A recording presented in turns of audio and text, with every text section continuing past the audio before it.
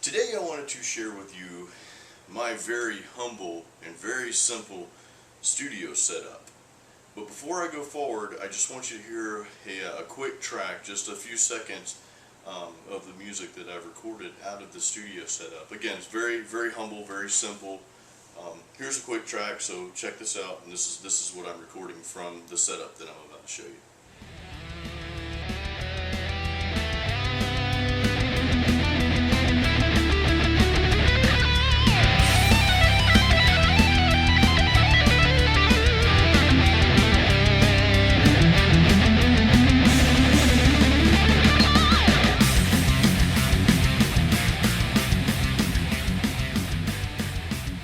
Okay, now let's take a closer look at my studio setup.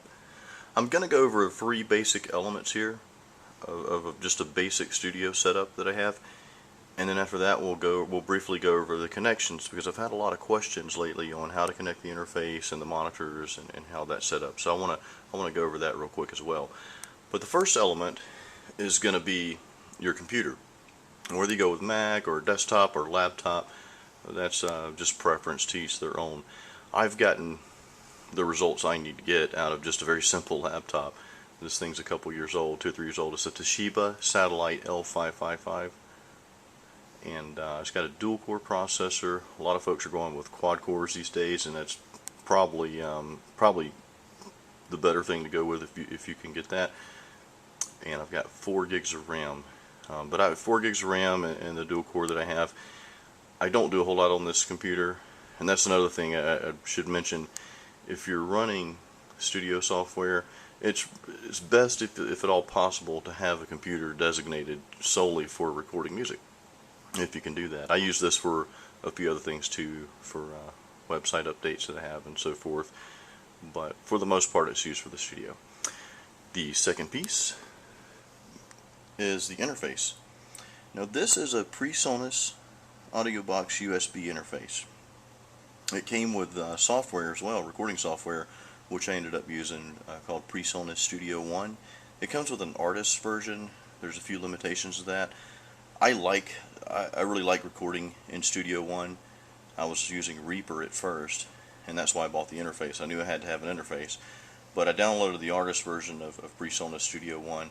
I liked it, so I ended up upgrading, and I have not looked back since. Very, very good software. Thirdly, we have your monitors.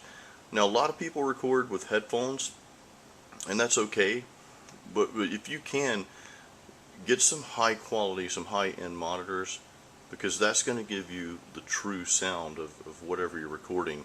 For example, I use the Pod HD 500 for recording guitars. I get a lot better quality out of using these monitors than I do using even high-end headphones. So I prefer to use these. I do record sometimes with headphones if I want to, I pan my guitars. I hard pan them left and right for my rhythm tracks. So if I want to get them really tight, I might use headphones just so I can hear both sides really well. But when I'm doing my final mix downs, and for the most part when I'm recording, I use these monitors. These are KRK Rockets. This is probably the best investment I've ever made as far as studio gear goes. These are the smaller version. They're the G5 Rockets. But I'm in a small room here, so I don't need a ton of volume. So that is the equipment. 3 pieces there. The computer, the interface, and monitors.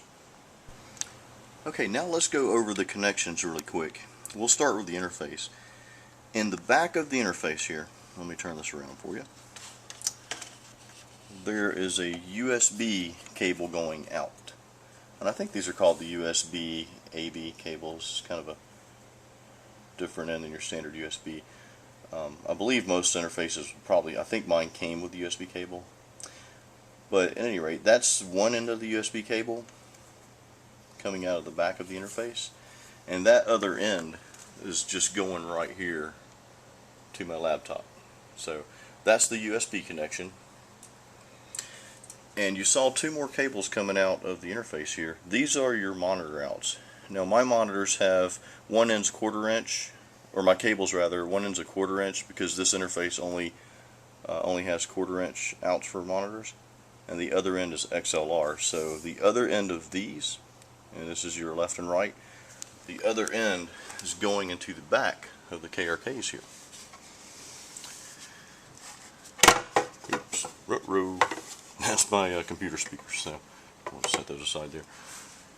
So the other end of that coming out the back of the interface is right here, the XLR, and that's going into the monitor. So I've got, you know, one going here, that's my left, and I've got the right going in the back of that monitor right there. And there's my trusted ESP. So that's the monitor connections. Let's turn that back around there. Oh, there's a can of Glade. That's for when I have gas. Okay, let's go back to the interface. Now you see the cables coming out here. I've got my Pod HD 500 running in stereo. So those two cables are going out to my HD 500 down there. Now you can run it in mono, stereo. I run my clean tones in stereo to get that true chorus effect, and sometimes I might do a ping pong or stereo delay or something like that. So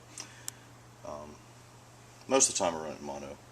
Now you don't need a Pod HD 500 or amp modeling system or any of that. If you're not using that, that's fine. You can record. You can connect your instrument, mic or whatever, straight through here. This is for 1/4 inch, and it also is for XLR. So vocals, I just connect my mic directly in here, and I use the VST plugins that come with PreSonus Studio One. And Studio One has a lot of great plugins, and you can create your own effects chains. I should probably make another video at some point to go more into detail into that.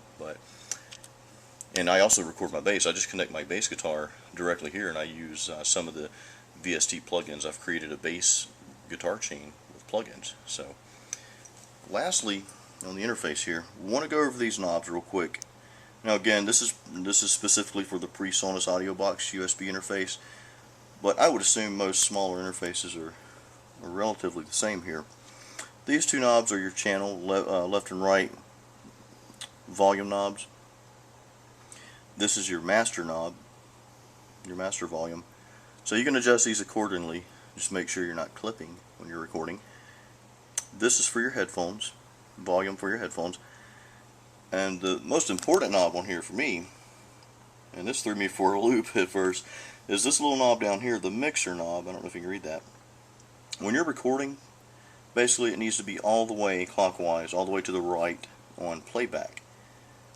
If it's to the other side, you're not going to get any sound out of your track when you're recording. So it needs to be all the way clockwise when you're recording. Now you can turn it all the way to the other side input, and your output, your volume, will still come out of your monitors. So if I'm just practicing and I don't want to bring up my studio software here, if I don't want to bring that up, I'm not going to be recording, then I might just turn this all the way over to input so that I can just hear my volume coming out of the monitors here. So I think that wraps it up.